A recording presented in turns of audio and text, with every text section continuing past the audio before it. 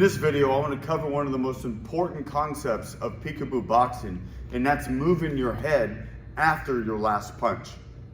So, the thing you got to understand in boxing, sparring, fighting, whatever, is when you step in to hit your opponent, gives you your opponent the opportunity to hit you back. Okay, people hit back. If you live in a fantasy world where you think you're just going to throw all these punches and not get punches thrown back, you've never sparred before or boxed. Okay, so every time you step to your opponent, there's an opportunity for your opponent to either hit you back or counter punch when you're moving in.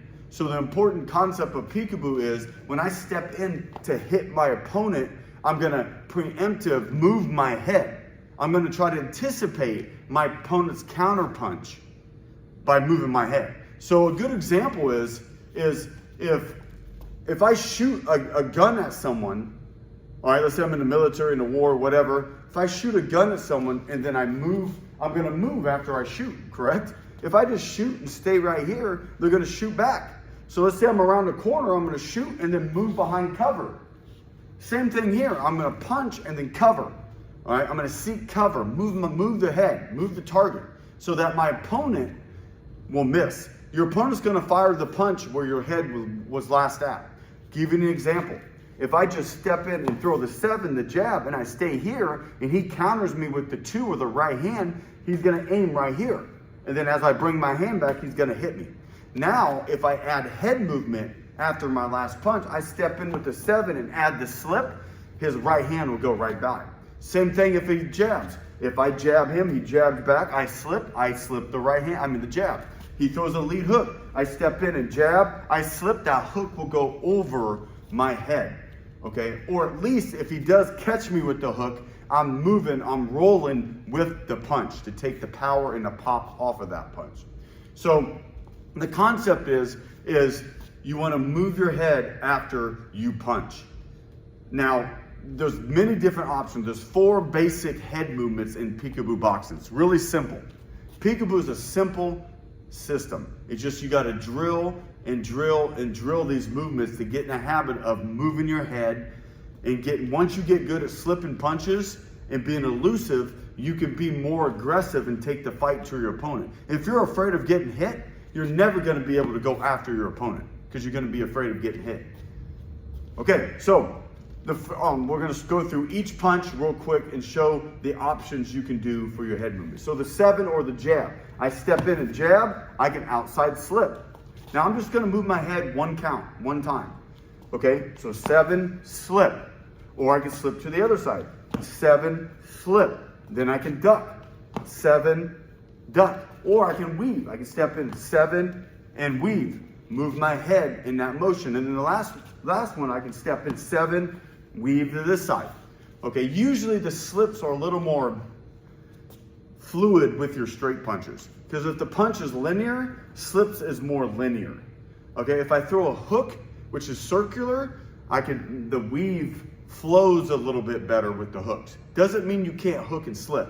Okay, so number 2, I throw that cross and slip. Duck. Slip. Roll, and then roll the other side. Drop, bob, and weave. Okay, same thing to hook. The hook, I can slip. Throw the hook, slip. Throw the hook, duck. Throw the hook and roll, and throw the hook and roll to the other side. Now I'm not going to go through each punch, okay? But you get the concept, as I can use one of those movements after each punch. That was a single count. Then I can double it up. Start moving my head in combination because your opponent punches in combination. All right? So if I throw that 7, I might slip. I throw the 7-2, might slip and roll. So I start doing the head movement in either a single, double, or even 3 times to be elusive because my opponent is going to be punching in combination. Okay? The secret is to try to mix it up. Mix it up. Break up the rhythm. Be unpredictable. You don't want to always jab and slip. Jab and slip. I might jab and duck. Mixing it up. Maybe I slip this side. Okay, mix it up. Maybe sometimes I don't slip. I'm breaking up the rhythm. Okay? you don't want to become predictable to your opponent. Even though there's going to be some sort of predictability to it, but as long as you're moving your head, all right, you're going to be a lot more elusive if you just keep your head in the middle. You want to the concept is to get your head off line. All right, you don't want to stay in the middle. That's where you get hit with those hard shots. You definitely don't want to pop your head up. Peekaboo, you're more locked down like a tank. All right, here I'm moving my way in. I'm getting aggressive, coming in behind my shots, moving my head, and being elusive. So another concept is because I'm doing one of these head movements after my punch, or I can do it defensively, when I get to the side, I'm creating leverage into my punches. Okay, it's just like if I just step and throw an uppercut, there's really it's almost all arm. There's no leverage. But if I get my head offline by slipping, now my uppercut's gonna be having to rotate my whole body. So not only is the head movement, there to be elusive by keeping your head offline, but it's also putting your body into a position where you can use full leverage behind your counter punches.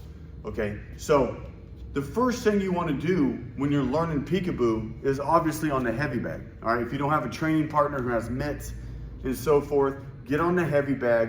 You want to not do the greatest error that boxers do on the heavy bag is they just work offense. They don't work their footwork, they don't work defense, their head movement, counter punching, or anything. You got to do all the above to get good on the heavy bag. Just because you can beat the snot out of the heavy bag doesn't mean you can spar. Because once you get hit, your offense is going to break down. Everything's going to break down, then you're going to just get beat up. So the first thing you want to do if you're just learning Peekaboo is throw one single punch and move your head once. Okay, so when I'm in front of the bag, let's start with the 7 or the jab. If I jab, move my head once. All right, I can move around the bag, move it, duck, flip, bob and weave. Same thing with the 2.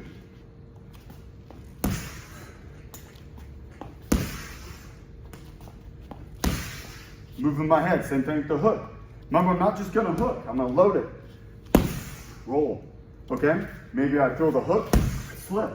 All you go through your basic punches, get in the habit of moving your head. Once you move your head once, you can start moving your head twice. So maybe I'll step in, slip, slip. Okay, bob and weave. You get the point. I don't need to go through every single combination. So get in the habit of moving your head after your last punch. Now the question arises, do I have to do it every single time in sparring? No, it's almost impossible. You want to try to move your head every time, but what if I step in and jab my opponent and he steps back? I don't have to stop and do that. I might have to jab and then jab, jab, then slip, okay? You got to understand that when you first start Peekaboo boxing, you're going to be really robotic looking. You're going to be really robotic. Okay, once you get further along in the system and start sparring and drilling, you can start making it your own version of it. All right, you can tell by Tyson, well, the difference between Jose Torres, Mike Tyson, and Floyd Patterson, number one is their stance. You see Floyd Patterson, he was like this. He was really having those hands on the cheekbones, protect the face. You watch Tyson, his hands are all over the place. He's more out here. I do both variations of that stance. Usually if I'm on the outside, I'll loosen up a little bit. Because I'm tall, I'll put my hands up and out a little bit because I like to add in parries and catches too. You see, if you watch a lot of the Tyson sparring footage, you'll see him catching punches or parrying. Because it's almost impossible to slip every punch. It's almost impossible. Okay, you want to do your best to be elusive, okay, but also you might just have to block them on your forearms. So keep that in mind. Don't get frustrated if you're sparring and you're getting hit because you're trying to move your head. Add in those parries, add in those forearm blocks so you just don't get beat up. I like to do is parry and then slip. But sometimes I'll parry and slip at the same time just out of reflex. I don't want to get hit. So the main thing is you just got to focus and force yourself to be moving your head. That's when you do those slipping drills where you have a partner just work the jab, move around and jab, and you're just working your head movement. Okay, working your head movement. I got several videos that you can watch where I use the noodles and partner drills where you're just moving your head. Okay, so the most important thing of this video is move your head all the time, especially after your last punch. Same thing with combinations. I'm not gonna slip, jab, slip, punch, slip, hook, punch. I'm gonna throw a combination, and then at my last punch, then I'll move my head, and then punch out of that head movement. So the goal is to be aggressive, work in behind a jab, move your head, but you wanna be able to get your combinations off on the inside on your opponent. Punch is what win fights. Head movement doesn't win fights. Because if you're moving your head, but you're not punching, and the other guy's aggressive, you're gonna lose the fight. So that is it. I hope you learned something. And if you're a southpaw boxer, everything's the same. Just do the opposite. So I punch and move my head.